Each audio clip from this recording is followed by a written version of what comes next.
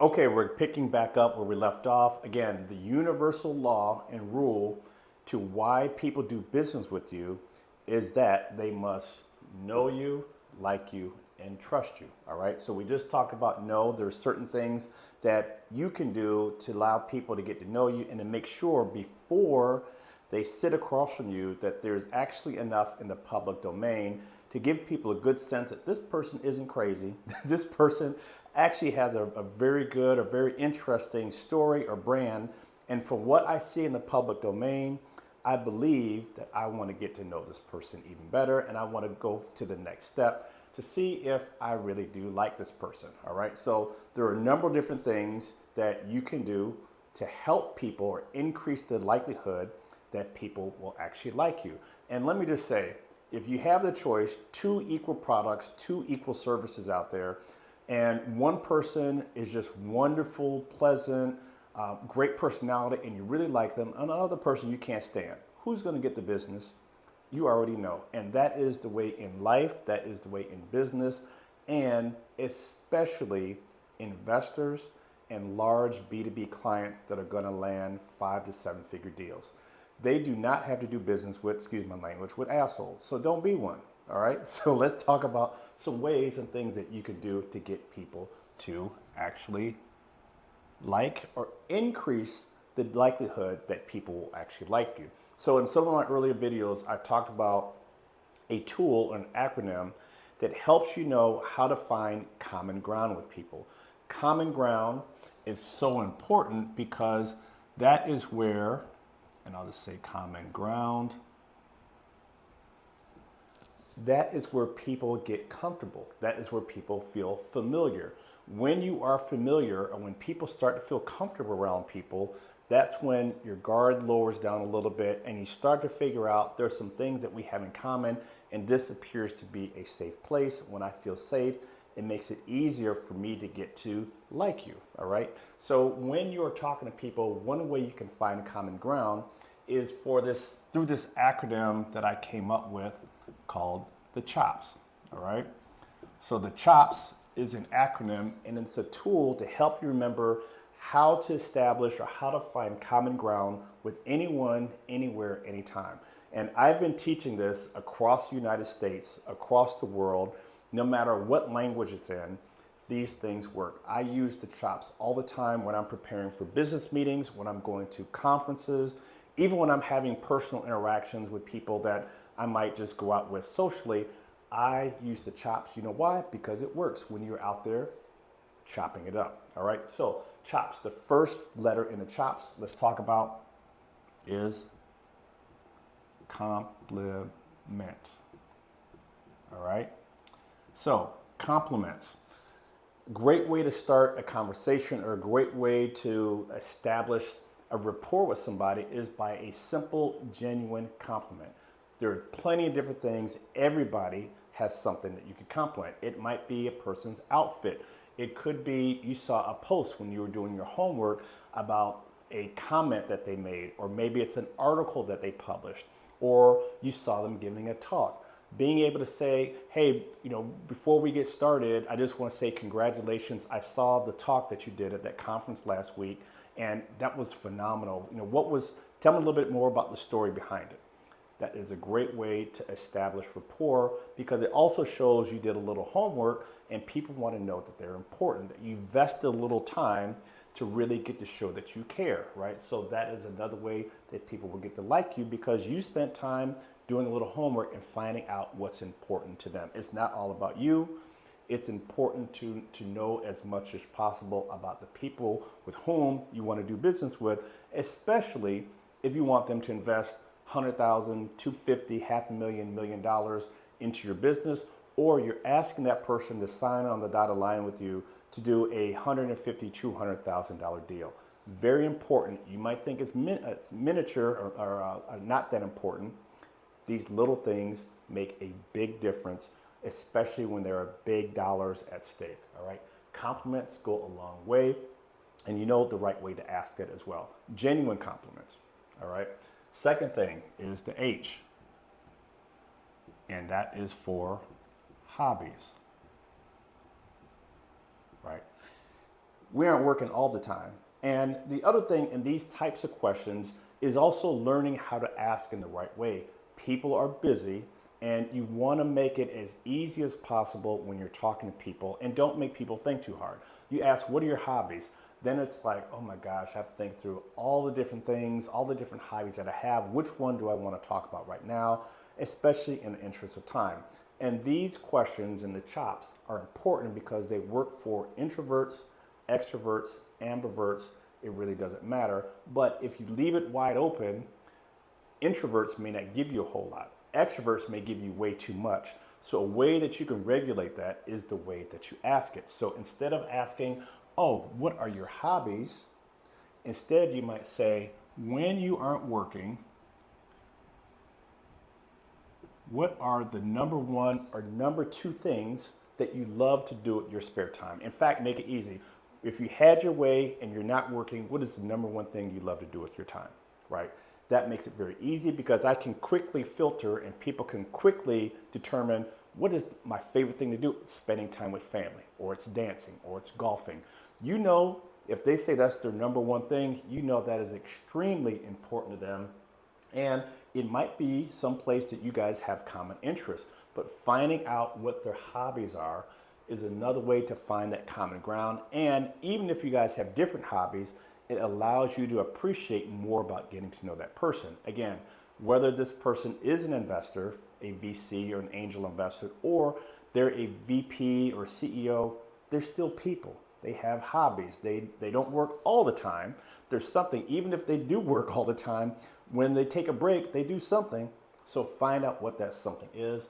And more times than not, that's another opportunity to help you find out where there's common ground. And if you do have a common ground, or you find out you really like that hobby, maybe it's something you want to talk more about, it helps you build credibility and build that trust, not trust, but that relationship with that person in the second stage of getting to like them. All right, CHO.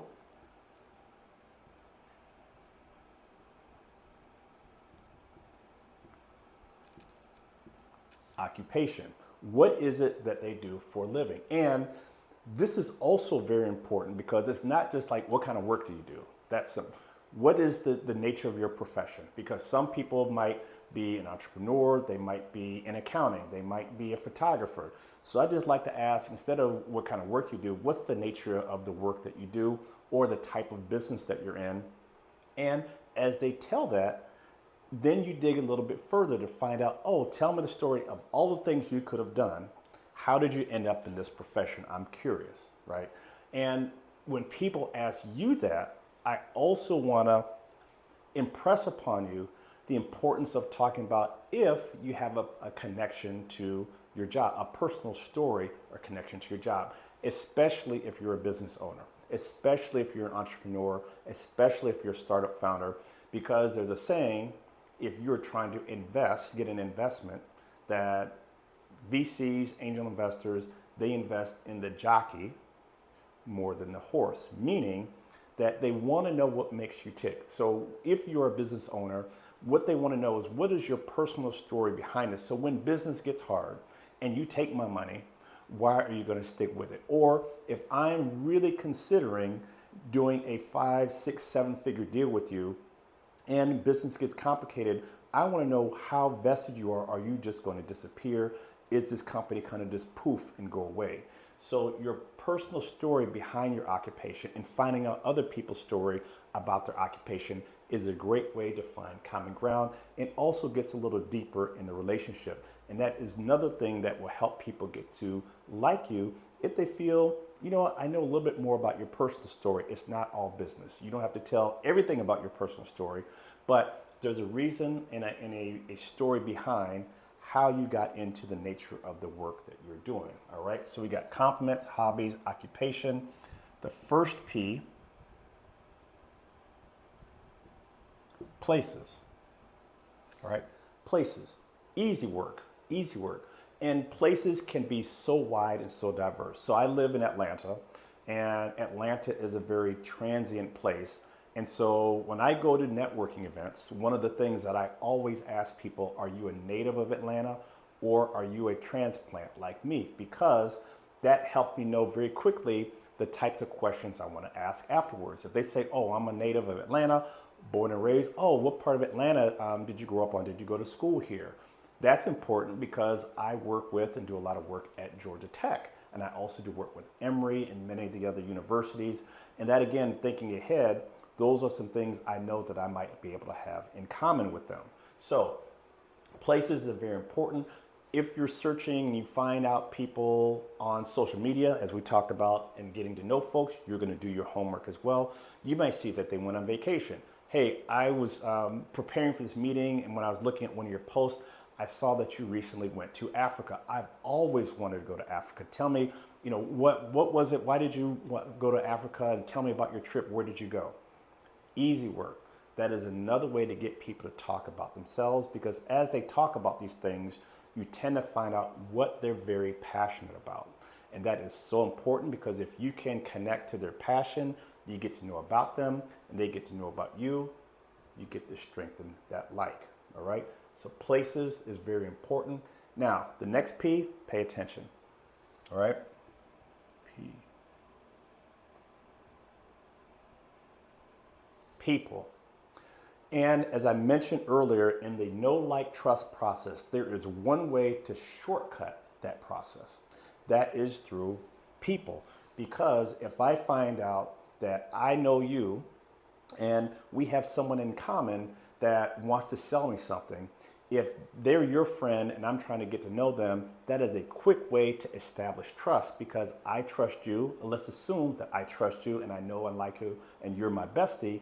If you refer somebody to me, more than likely I'm going into that situation already with a high level of trust that I wouldn't have if it was just some stranger off the street. So when you think about high-end purchases, all right, even your personal ones, think of cars, think of houses, big ticket items, you're not more likely going out in the Wild West and just buying from anybody.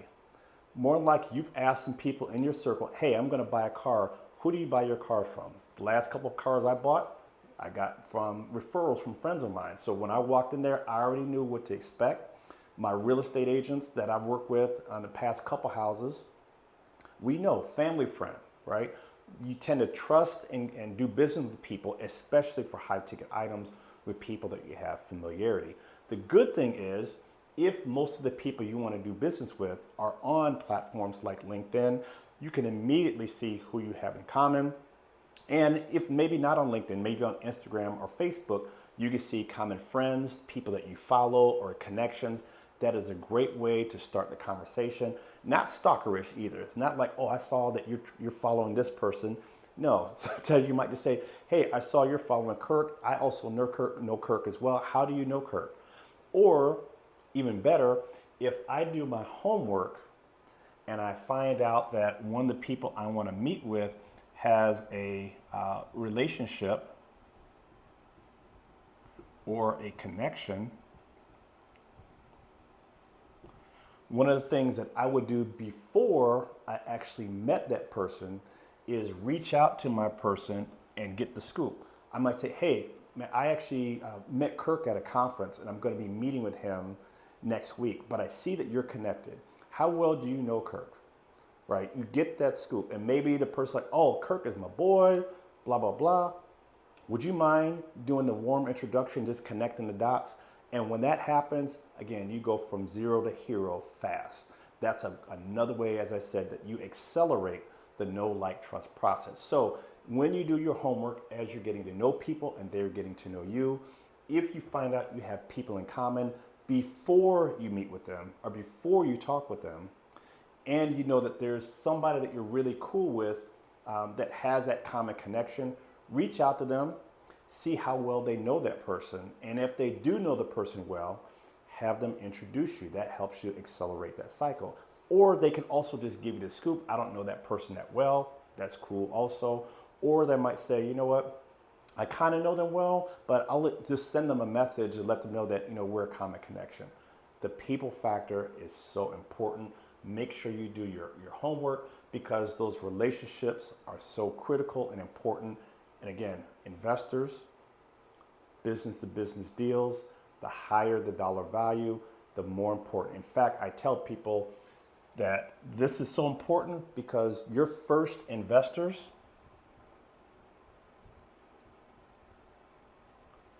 will come from networking, right? And when you get that first investment, the people that invest in you, because they have some familiarity with you as they get to know you and like you and trust you, more likely these investors are also going to help with your first B2B clients. You know why they're going to help with your B2B clients? Because when they invest in you, they're going to think, I want to get my 5 to 10x return. And one of the ways I know I could help get there faster is to leverage my investor network with people I do business with. So I'm going to call them and say, hey, I just invested in this company. I want to set up a meeting because I think they'll be a good fit for you. I've seen it happen all the time. And I will say in my experience and work with hundreds of entrepreneurs and business owners and startups that your investors are going to come from networking.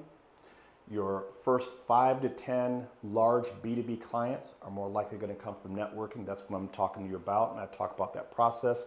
And as you build out your team, especially your C-suite or your VPs or people that are really going to help you scale your business, your peers or your employees or team is going to come from networking also. In fact, there's a lot of data that says for jobs on the open market, 8 out of 10 come from networking. I know when I used to be a sales director, I had 100 people reporting to me. I can tell you majority of the time, the job had to be posted in the public forum. But before the job even posted, I pretty much knew who I wanted to hire. I had to go through the different processes, but when I had an opening, I had people bringing me resumes. And best believe, those folks, the people, they got first dibs on those jobs. It's the same thing when you are the one looking for a job or you're the one that wants to hire. Networking through people for investors, B2B clients, and building your team is so important. That's why out of all of these, people is so important. And you must make sure you maximize that through effective networking and intentional relationship building, and knowing the value you bring to people, and also knowing what it is that you guys can do so that it is a love connection either for yourself or other people in your network. Again, people, so important. Relationships, connections, very, very important. All right. The last but not least is S. Schools. Schools, especially depending upon the type of school you went to, where you are in the country, it helps you go from zero to hero. I'm gonna give you a couple examples. I grew up in St. Louis, Missouri, and if you know anybody from St. Louis and you live in St. Louis, one of the things that people always ask when you meet them is, where'd you go to high school? Easy. If I say I went to Parkway Central and somebody else goes to Parkway Central, it's an immediate connection. Might be a rivalry. It just is one of those things that makes people feel familiar and that you really know that particular city. Now, some other colleges, like my alma mater, Florida A&M University, the FAMU, is one of the 103 plus HBCUs, historically black colleges and universities in the United States. It is one of the, if not the best HBCU in the country. I know I'm going to get some slack from certain people, love all my HBCUs, but let me just tell you something. When I'm out doing business and I meet somebody and we talk about where we went to school and they say FAMU, it is a game changer. It is a game changer. Again, we immediately went from zero to here. Oh man, what are you doing? What do you need? Let's get right to it. It is a game changer, right? So that is another reason why when people get to know me and they look me up on LinkedIn, I have my Florida A&M logo there that people will see. And that has opened so many doors and helped me accelerate that know, like, trust process when I find somebody in the business world that went to FAMU. Another example is I do a lot of work for Georgia Tech. I helped launch their health tech program at the incubator, the Advanced Technology Development Center, that is housed on the campus of Georgia Tech. So I have a lot of deep roots across one of the top engineering schools and science schools in the country for IT and engineering, et cetera. So again, on my LinkedIn profile, I have not only Florida A&M University, I also have Georgia Tech. Why is that important? Is because most things in Atlanta, whether you like it or don't like it, Georgia Tech has something to do with it. So I also spent time at a venture capital firm that was partly started by people from Georgia Tech.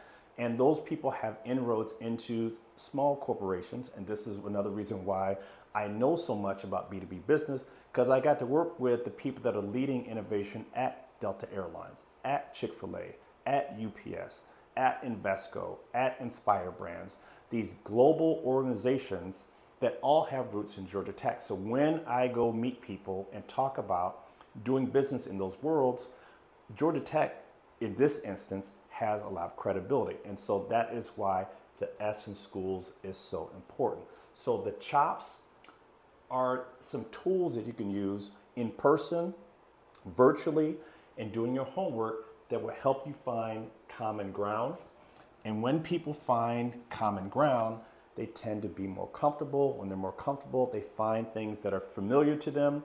And the more familiar they are, the more people will get to like you. Other things that are very important on top of the chops is simple things. It's just humor.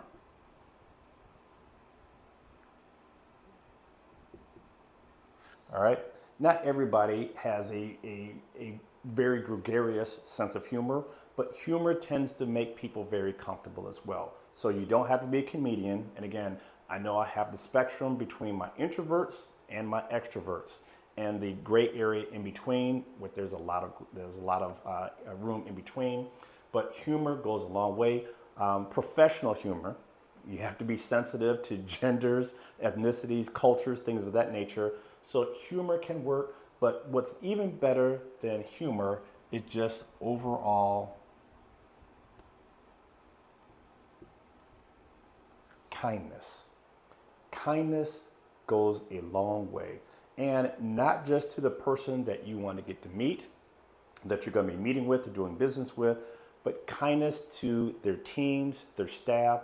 And my secret sauce or secret weapon is I have developed long-standing relationships and always able to get time with key decision makers because I have been nice and kind and developed relationships with their administrative assistants or their secretaries. You know why? Because those people are in control of the calendars of the people that make the big decisions. And I found if you are kind to them, they will absolutely help you. Little things, showing gratitude goes a long way. That is another thing that helps people get to like you. Not overly complicated, not rocket science as they say, but these are fundamentals of consistently doing business as people that you want to close big deals with, investors and large B2B clients. Kindness goes a long way. Kindness, I also will say,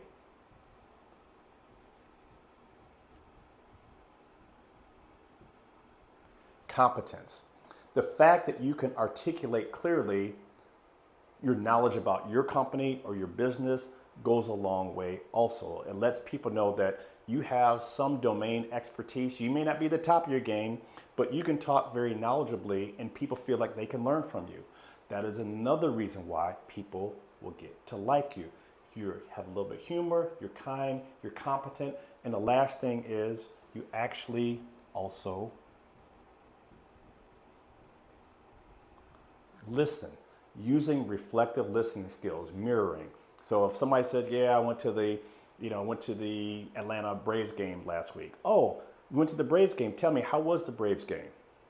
Simple. All I did is just play back what I heard because it lets people know that you were paying attention and that what they say is important. So these are some fundamentals, simple life skills, but these life skills when you're dealing with people, when you're dealing with large enterprise clients. Those are the clients, your large corporations, medium and large size corporations that will do 5 to 6 to 7-figure deals with you. And the number of deals I've done over $100,000, helping companies raise millions of dollars in investment, these things are consistent, okay? So we got the chops because you want to find common ground. People is the one thing that can accelerate the know, like, trust process. And then also humor, kindness, competence, and a good ear. Again, that's why you have 2 ears and 1 mouth, because you're able to listen and reflect what you heard. Helps to strengthen that relationship so that the people know that what they're saying actually is important to you as well. And these are things that will help people get to like you over time. So we've covered know, like, and what's up next. We're going to get into what you should do and how you can establish trust with people that you want to do business with, especially those folks where you're trying to close those high-end $5, $6, $7, seven-figure deals. Again, whether they're an investment or if these people are the ones that are actually going to be your clients and have these large, complex enterprise sales that you're going to be able to write home and win and tell me all about, because you learn and listen from me, and that's what we do. So about to be right back. We're going to take the last one, which is trust.